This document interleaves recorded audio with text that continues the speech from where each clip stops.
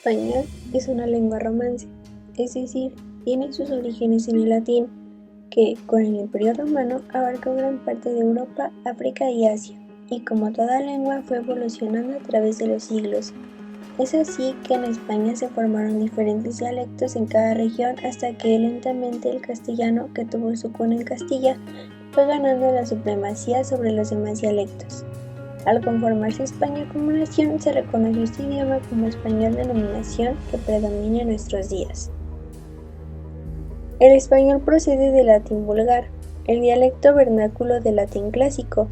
Este dialecto era, dicho de otro modo, el que se hablaba en la calle, el que se manejaba en el pueblo. La gran mayoría de los habitantes del Imperio Romano, que no tenían por qué saber escribir, a medida que el latín clásico iba refinándose como lengua literaria hasta un uso exclusivo como herramienta de escritura, el latín vulgar evolucionaba a través del uso hablado. Año 978. Se considera caprichosamente fecha de nacimiento de nuestra lengua, cuando monjes del monasterio de San Milán anotaron las traducciones de ciertas voces y giros latinos a la lengua vulgar. Siglo XI. El castellano, nacido como dialecto histórico del latín, lo absorbió a partir del siglo XI, con la alianza de Isabel de Castilla y Fernando de Aragón. El castellano dejará de ser lengua regional y pasará a convertirse en lengua verdaderamente nacional. 1535. Escribe Juan Valdés. La lengua castellana se habla no solamente por toda Castilla, pero en el reino de Aragón, el de Murcia, con todo el Andalucía y en Galicia, Asturias y Navarra, y esto aún hasta entre vulgar porque entre la gente noble tanto bien se habla. Siglo XVI. El castellano se había convertido en idioma nacional y el nombre de lengua española tiene desde el siglo XVI absoluta justificación y se sobrepone al de la lengua castellana. 1900.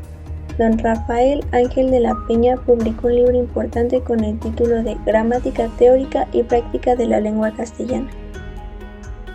1978. En España, los constituyentes dejaron establecido en el artículo 3 de la Constitución española que el castellano es la lengua oficial del Estado. Actualidad. Se publica más referido a la lengua española y no a la castellana. Hablando de la formación del español como lengua, fue naciendo de una serie de factores que terminan en una evolución del latín, donde influyen diferentes factores culturales, sociopolíticos e históricos. Antes de la romanización de la península ibérica, tiene referentes indoeuropeos, tartesios y semíticos, mencionando también que en ella existían culturas ibéricas que poblaban este territorio. Para la formación del español, algunas de las influencias culturales antes de la romanización son: fenicios. Se sabe que ellos llegaron a la península ibérica por el año 1200 a.C. y se asentaron al sur de la península con algunos puertos. Esta cultura es propia del Medio Oriente. De ella se conservan algunos nombres propios o toponimios de los mapas. Celtíberos.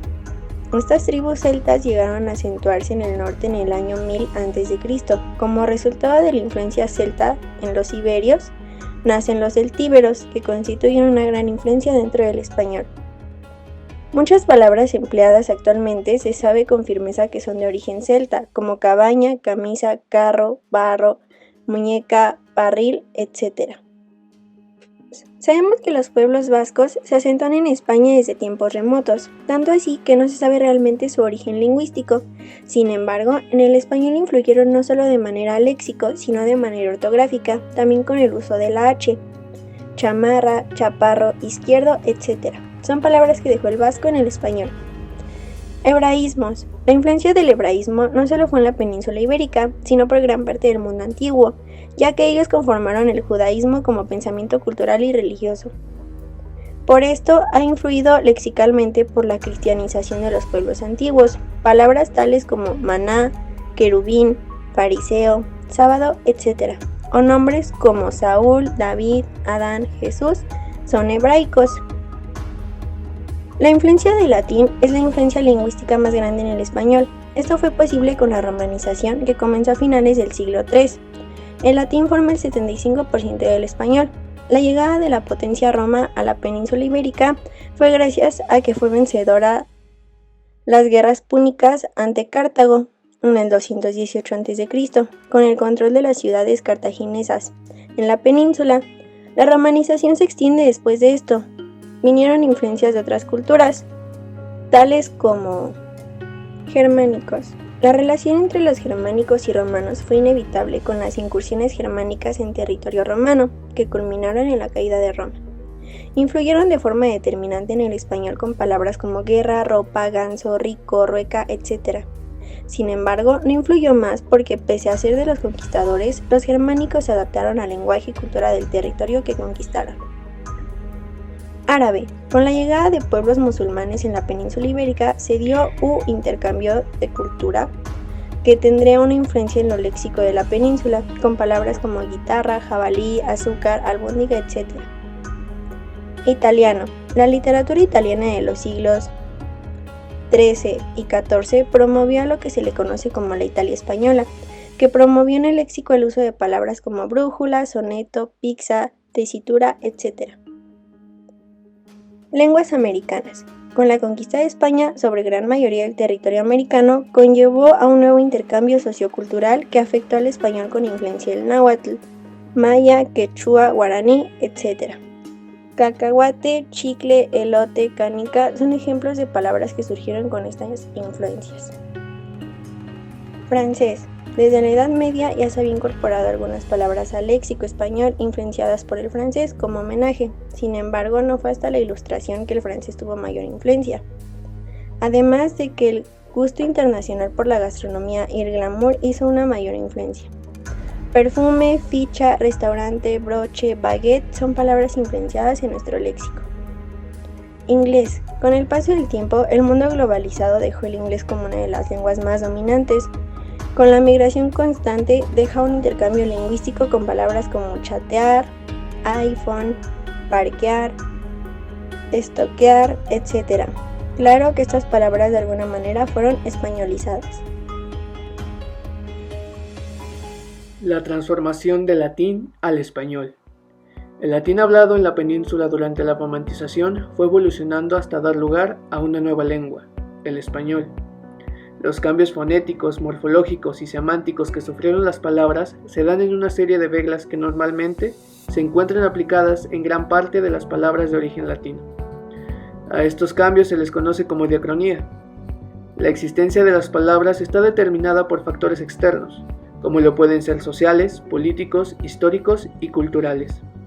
Incluso hay otros factores internos. Los hablantes de una lengua alteran las palabras en cuanto a su forma, sonido y su significado.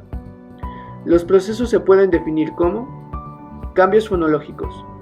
Las modificaciones de las palabras fonológicamente hablando se dan de manera natural, ya que cada grupo de hablantes cambia la forma de decir una palabra. Estas variaciones no son erróneas, solo son productos de la dinámica lingüística natural. Cambios morfológicos. Estos cambios pueden estar ligados a los fonológicos, ya que la fonología de una palabra altera la manera en la que se escribe. Muchas academias de la lengua van de la mano con la normatividad de las palabras empleadas por una región. Cambios semánticos. Estos cambios van dirigidos hacia la alteración del significado primario de una palabra. Se clasifican en metonimia lexicalizada. Esta sucede cuando una cosa es designada de otra forma a la que realmente se refiere, como decir me siento muerto. Metáfora lexicalizada. Es aquella en la que el hablante no es consciente, ya que el uso perdió el referente imaginario, como edad dorada, vejez. Etimología popular. Por este cambio se establece una relación entre palabras parecidas pero de distinto origen. Cambio de aplicación de la palabra. La realidad de a lo que se refiere una palabra cambia de forma y se aplica de manera diferente. Algunas de las reglas de la evolución del latín al español son: vocales.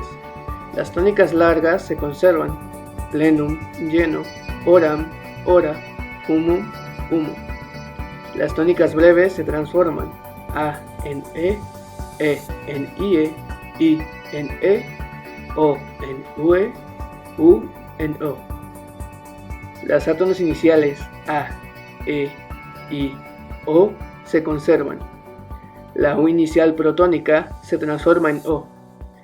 E, I internas protónicas desaparecen. Si E es postónica final, desaparece si la anteceden las consonantes D, L, N, S, Y, Z. Las átonas finales A, E, O se conservan. E desaparece después de las consonantes D, L, N, S, Y, Z. La I se convierte en E, la U se convierte en O. Diptongos. AE se transforma en E o en IE. OE se transforma en E. AU se transforma en O. AI se transforma en E. La yod. La yod se define como una articulación semivocálica cerrada que influye no solo en la vocal, sino que palataliza la consonante próxima. La yod vocálica es el sonido que se produce en la boca con las vocales E, I, que alteran el sonido de su pronunciación.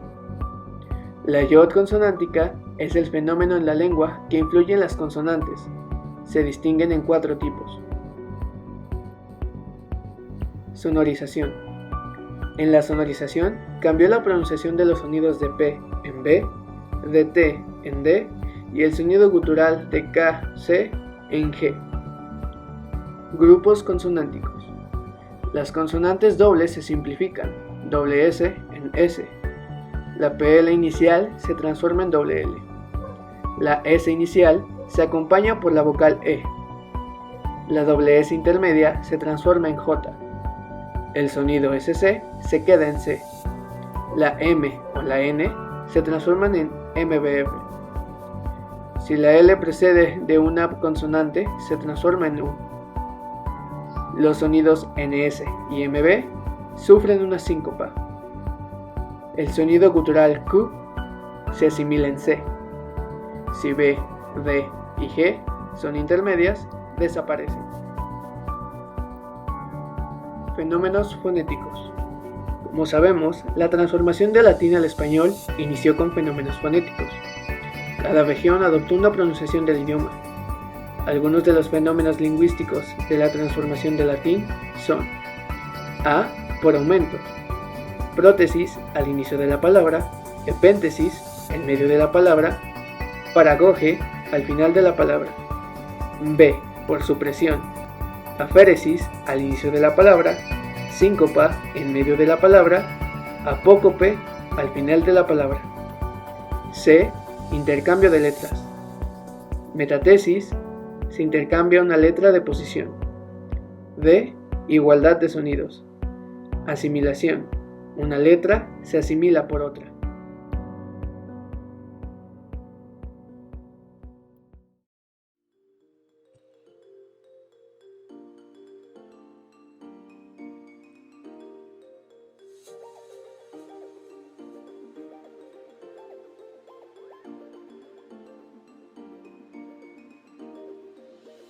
La clasificación morfológica ha sido un intento por racionalizar el estudio lingüístico.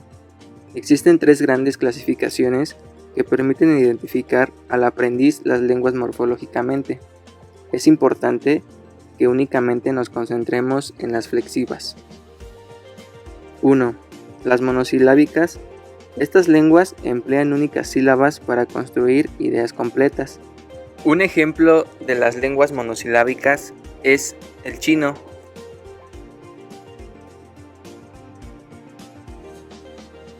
2. Las aglutinantes.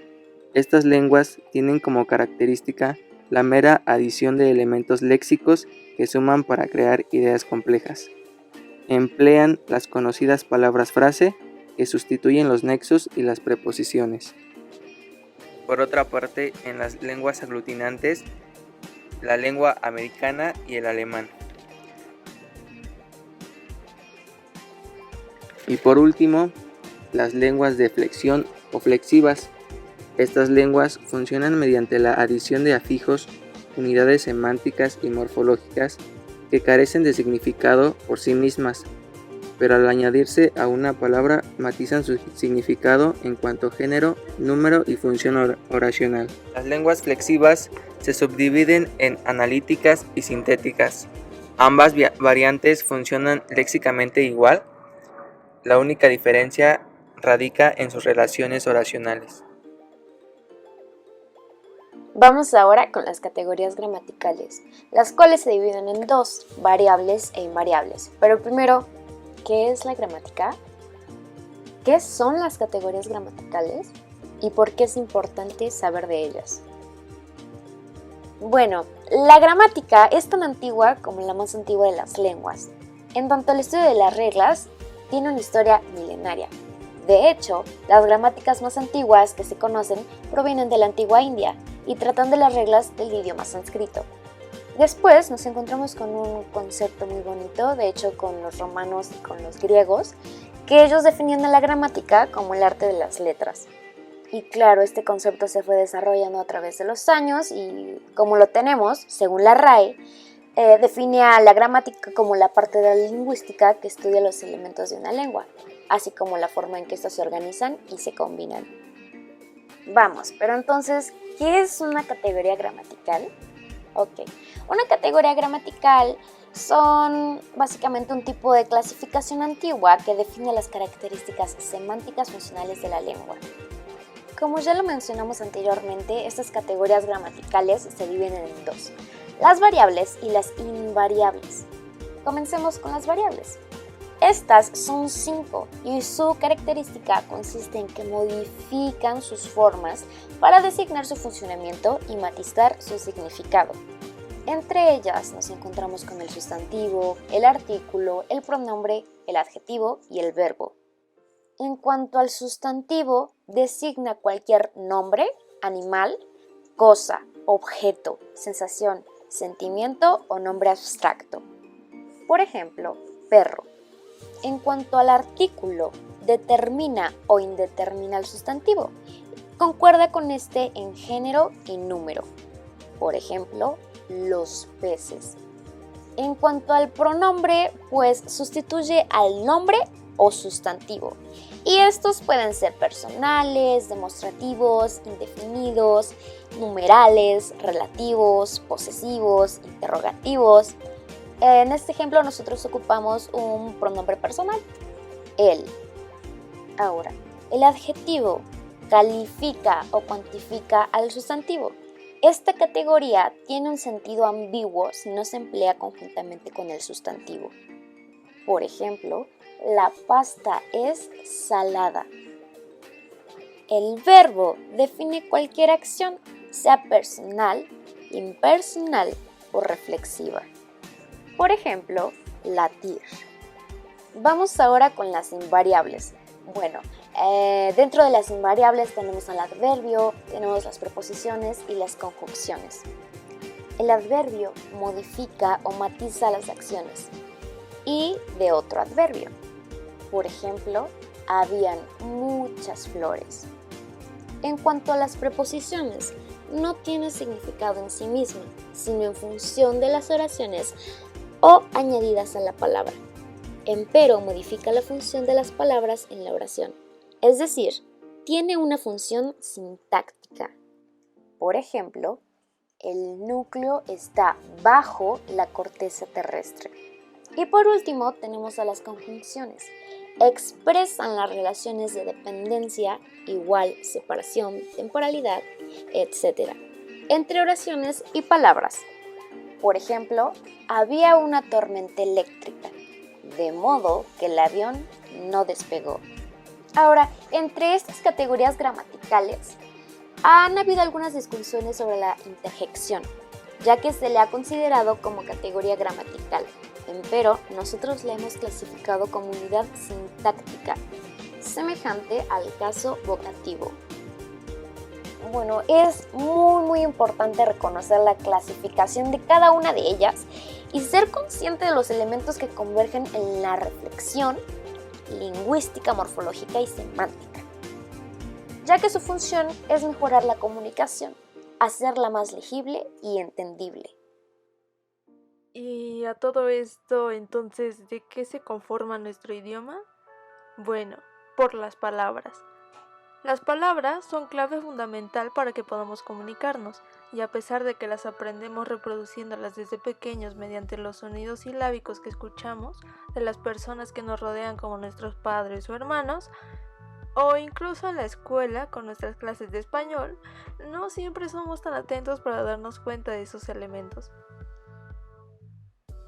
La palabra está definida como una unidad lingüística dotada generalmente de significado, que se separa de las demás mediante pausas potenciales en la pronunciación y blancos en la escritura, todo esto de acuerdo con la Real Academia Española.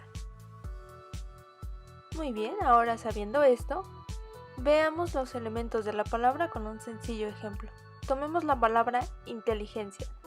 Como todas las palabras, posee una raíz y afijos.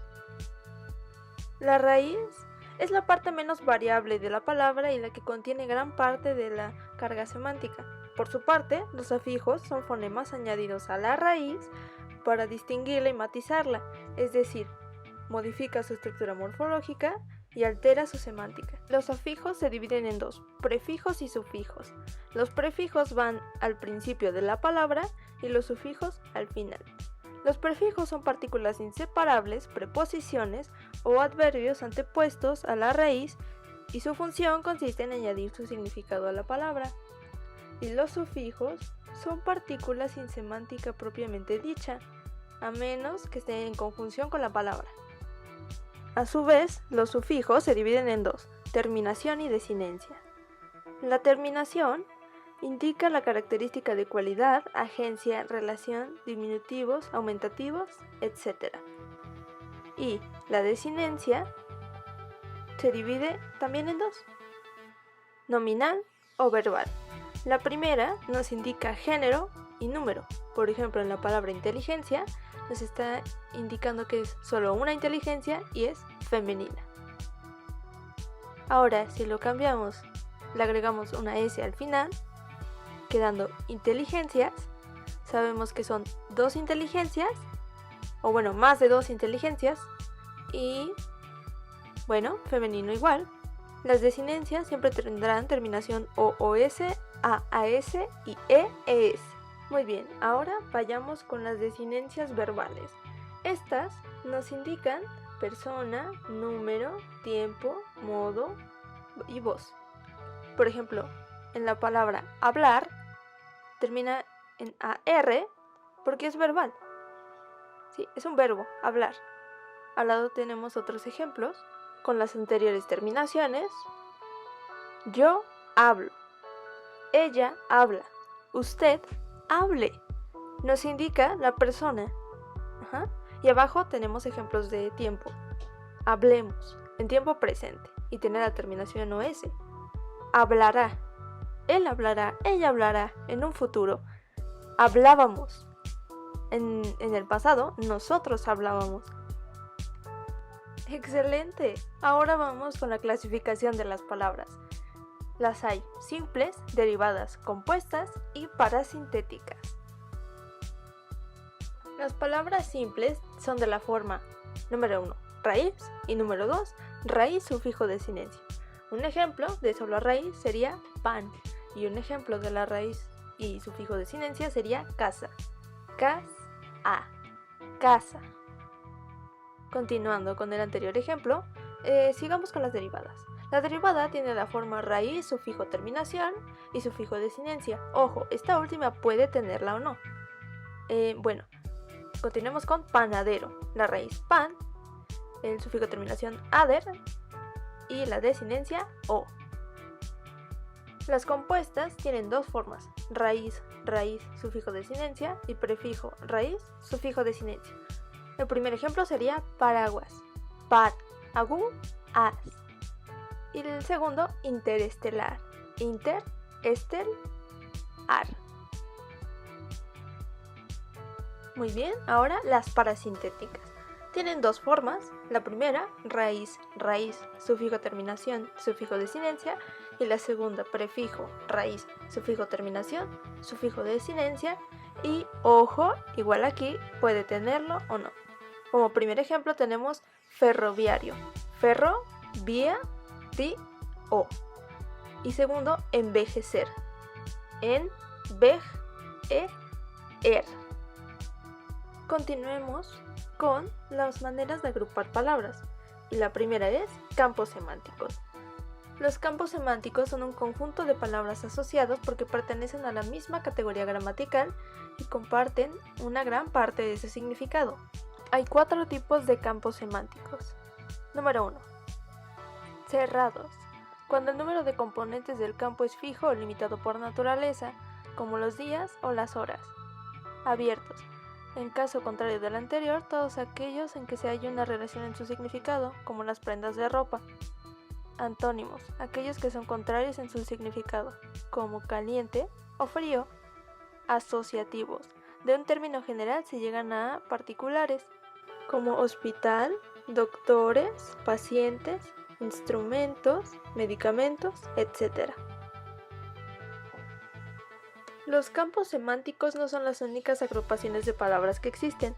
También están las familias de palabras, que son las que están formadas por aquellas palabras que poseen la misma raíz, y debe quedar claro que siempre debe existir una relación morfológica semántica entre las palabras.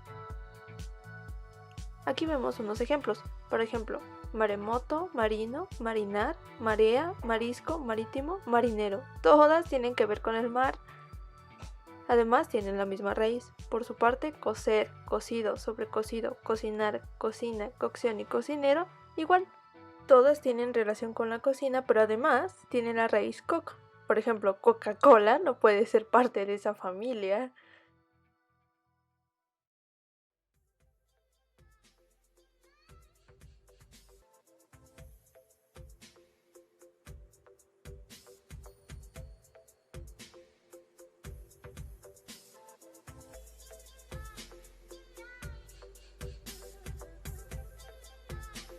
La lengua es un ente viviente determinado por los fenómenos extralingüísticos. En un estudio realizado en el año 2017 por el Instituto de Cervantes, se hizo un análisis de la importancia de la lengua española a nivel global, donde se mostró que 477 millones de personas tienen al español como lengua materna, lo cual representa el 7.8% de la población.